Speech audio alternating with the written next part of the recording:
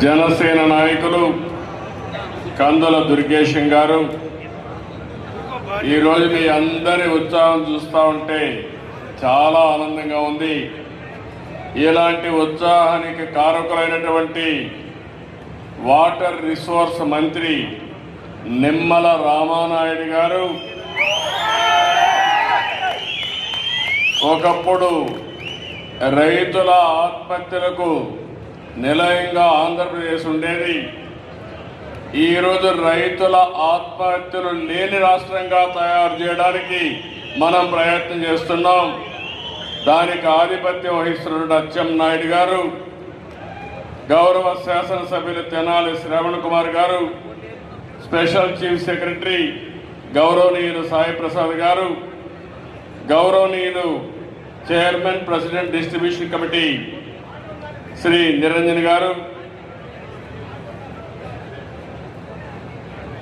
అదే మరిగా vice chairman project committee Nagar Sagar Shri Gopalakrishna గారు, అదే మరిగా ఈరోజు chairman project committee lower Sagileru Kadapa Venkataramana Reddy గారు.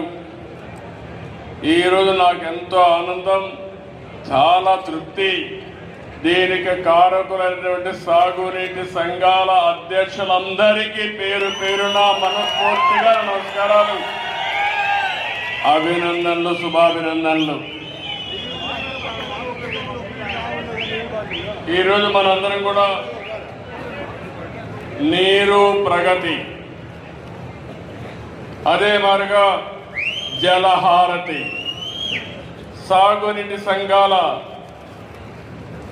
కర్తవ్యం కింద మనం సమావేశమయ్యాం.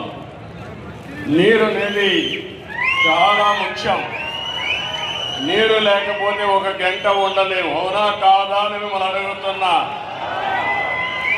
దినానికి 4 లీటర్లు నీళ్లు తాగితే 3 నుంచి 4 లీటర్లు నీళ్లు తాగితే ఆరోగ్యంగా ఉంటాం.